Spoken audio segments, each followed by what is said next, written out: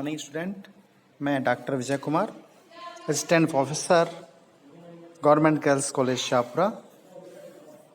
Friends, आज हम CTRD में ग्रामीण विकास एवं सहकारिता के अंतर्गत बीकॉम पार्ट 3 के पेपर फर्स्ट में ग्रामीण विकास अभिकरण, जिला ग्रामीण विकास अभिकरण, डिस्ट्रिक्ट रूरल डेवलपमेंट एजेंसी के बारे में बात करेंगे। देखिए, राजस्थान में जिला विकास अभिकरणों DRDAs को जिला परिषद के अधीन कर दिया गया है। बात करते हैं जिला ग्रामीण विकास अभिकरण क्या है। जिला ग्रामीण विकास अभिकरण सोसाइटी पंजीकरण अधिनियम 1860 के अंतर्गत लघु कृषक विकास अभिकरण SFDA small farmer development agency के नमूने पर पंजीकृत एक सोसाइटी है। 2 अक्टूबर 1980 को SFDA कार्यक्रम को IRDP integrated rural development programme में मिला दिया गया था और इसके क्रियान्वयन की जिम्मेदारी DRDA को सौंप दी गई थी। प्रारंभ में DRDA की स्थापना कुछ जिलों में ही की गई थी, लेकिन बाद में प्रत्येक जिले में कर दी गई। यह अभिकरण लघु सीमांत कृषकों, भूमिहीन किसानों व मजदूरों को, जो मजदूर हैं जो कृषि कार्य में लगे हैं, सिंचाई, पशुपालन, स्वरोजगार तथा गैर कृषि कार्यों के लिए ऋण एवं अनुदान दिलवाकर लाभान्वित करता है। देखिए, मैं बोल रहा हूँ, आप समझे बात को। ये जो अभिकरण है ये लघु, छोटे, सीमांत कृषकों, भूमिहीन किसान, जिनके भूमि नहीं है, भूमिहीन किसानों, मजदूरों को कृषि कार्य के लिए, सिंचाई, पशुपालन, स्वरोजगार तथा कृषि कार्यों के लिए ऋण एवं अनुदान दिलाकर लाभान्वित करता है। ऋण का मतलब होता है लोन, जो हमें चुकाना होता है। अनुदान वो जिसको हमें वापस से लौटाना नहीं होता है। तो चलिए बात करते हैं आगे कि DRDA का मुख्य उद्देश्य क्या है। DRDA क्षेत्र के लघु एवं सीमांत किसानों की समस्याओं की पहचान करता है।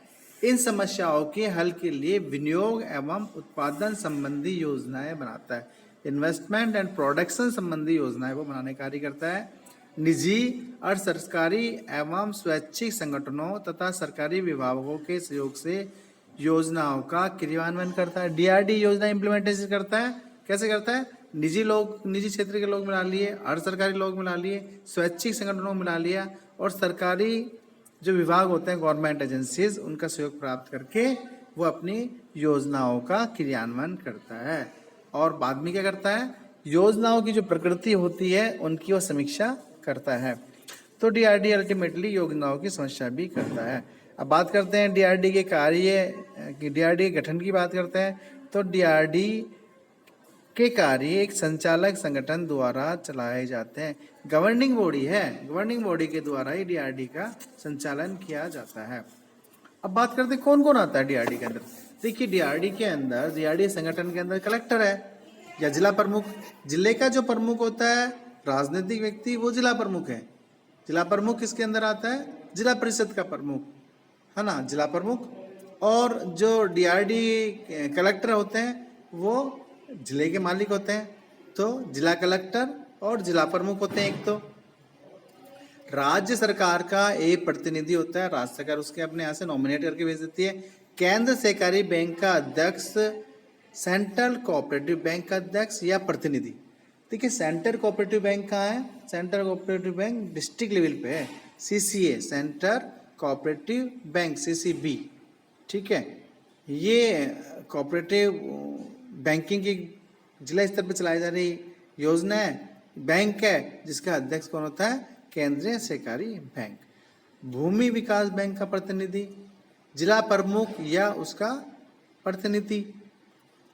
क्षेत्रीय सांसद एवं विधायक, देखिए, जो भी वर्क कराया जाता है उसके अंदर निश्चित रूप से संगठन के अंदर एमएलए और एमपी का इन्वॉल्वमेंट एज ए मेंबर जरूरी होता है। सांसद जरूर होते हैं और एमपी भी जरूरी होते हैं। अब बात करते हैं राज्य सरकार के परामर्श से नियुक्त गैर सरकारी प्रतिनिधि। जो गवर्नमेंट एम्प्लॉय नहीं है लेकिन हमको डीए के संगठन में बहुत नितांत आवश्यकता है, तो हम ऐसे गैर सरकारी प्रतिनिधि का चयन भी करते हैं। वो SC ST या अन्य कोई व्यक्ति हो सकता है। संयुक्त रजिस्ट्रार सहकारी समिति, संयुक्त रजिस्ट्रार सहकारी समिति, देखो रजिस्ट्रार कोऑपरेटिव सोसाइटीज का हेड है। मुखिया जो सहकारी समितियां हैं, सहकारी विभाग है, उसका जो मालिक है जो रजिस्ट्रार है। लेकिन जो डिस्ट्रिक्ट लेवल पर जिस अधिकारी की हम नियुक्ति करते हैं, जो सीडीएम में सहकारी योजना का क्रियान्वयन करता है, उसे हम बोलते हैं संयुक्त रजिस्ट्रार सहकारी समिति। अब बात करते हैं प्रबंधक आईडीसी, जिला कृषि अधिकारी, डिस्ट्रिक्ट का जिले में जो कृषि अधिकारी बैठता है, जिला पशुपालन अधिकारी, लीड बैंक अधिकारी,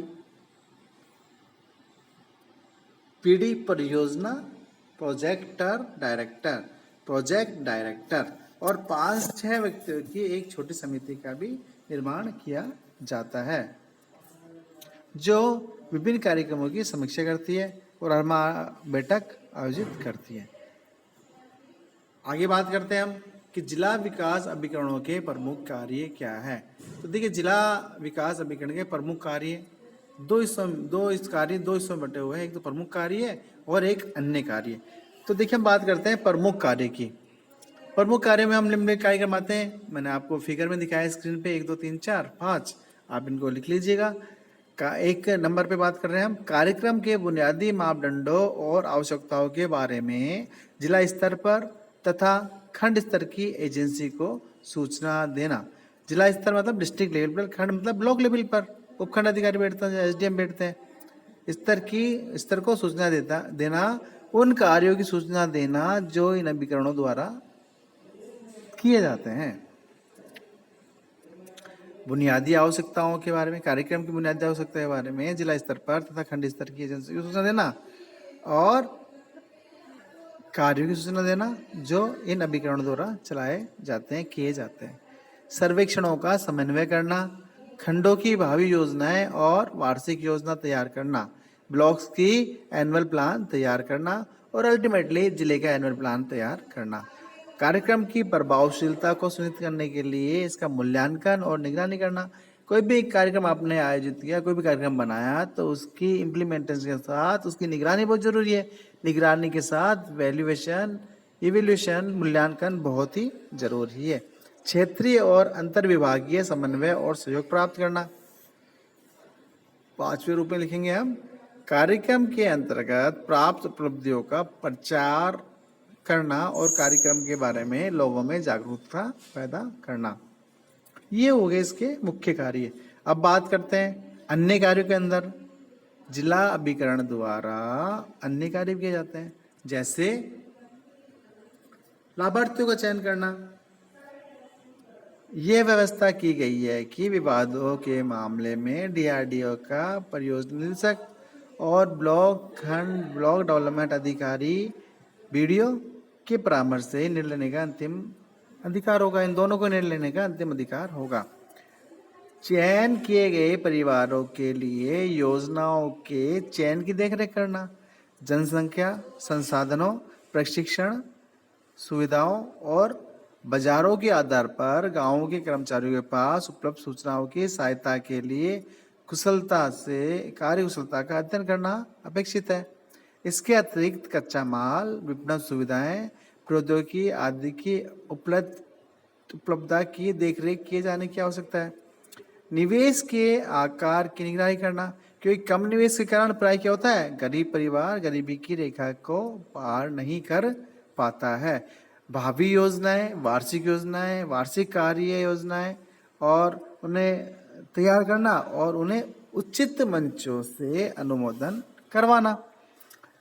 अगली बात करते हैं हम वार्षिक कार्य योजना के क्रियान्वयन की निगरानी करना और समय समय पर निर्धारित लक्ष्यों को प्राप्त करना। अगली बात करते हैं बैंकों के साथ समन्वय कोऑर्डिनेशन बनाए रखने के लिए उन्हें बैंक योग्य परियोजनाएं तैयार करनी चाहिए। बैंकों को आवश्यक दस्तावेजों के साथ आवेदन पत्र भेजने के लिए तिमाही लक्ष्यों की निगरानी करना। IRDP योजनाओं के संचालन के लिए बैंकों द्वारा योजनाओं की स्वीकृति, परिसंपत्तियों की खरीद, सब्सिडी और ऋण के वितरण, परिसंपत्तियों के बीमे तथा अन्य कार्यों की भी जिला ग्रामीण विकास एजेंसी द्वारा निगरानी की जाती है। यूनिट लागतों में प्रस्तावित संशोधनों को इस उद्देश्य के लिए राज्य स्तरीय समितियों को भेजा जाता है कि